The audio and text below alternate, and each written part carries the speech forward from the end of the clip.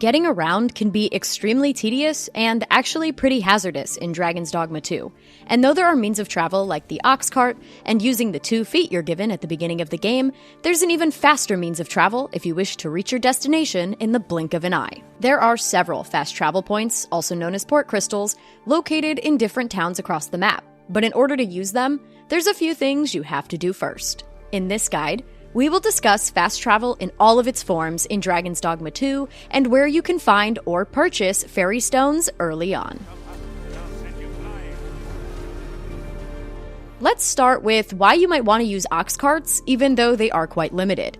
First off, they're cheap. It only costs about 200 gold to ride their route, which is a steal considering how long it would take to walk to these destinations and how much gold it would cost to buy a Ferrystone just to travel to a Portcrystal. That said, it's important to know that while you're taking the ox cart, you're vulnerable to monster attacks that can leave you reloading from your last save point, which means you really have to stay on your toes when traveling this way. Plus, there's also the possibility that you end up stranded away from your destination if the ensuing fight after an ambush winds up destroying the ox cart. Another issue that can arise from taking the ox to where you need to go is the fact that it runs on a schedule. The ox cart will only depart in the early morning hours, and that can be a problem if you need to get somewhere ASAP. Like for a time-sensitive quest, for instance. If you would rather take an ox cart, there are 2 routes available early on in Vernworth, one of which can bring you to Melve, and the other leading to the checkpoint rest town.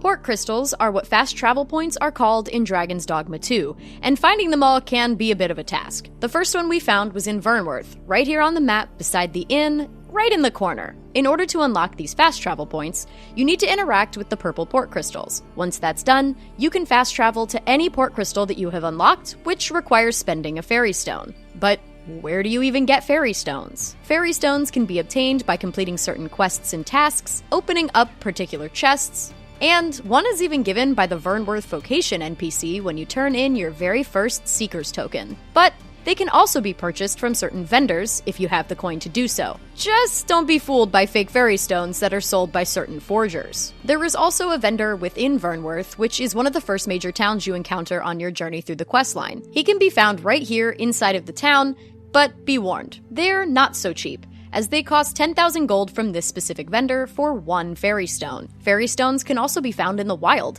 usually as premium rewards for either finding a hard-to-reach chest or accomplishing a difficult or lengthy side quest. They're exceedingly rare and treated as a very valuable resource in the world of Dragon's Dogma 2, so don't use them unless you really need the convenience of fast travel. Otherwise, you'll be wishing you had one as you march 15 minutes back to town with very little life to spare. To use Portcrystals while outside of the city, you simply open up your inventory, navigate to the Tools tab, select Ferrystone, hit Use, and you will see all of the Portcrystals you have unlocked that are available to fast travel to. Select the one you want, and boom! You'll throw a Ferrystone into the ether and magically teleport to the location of your choosing.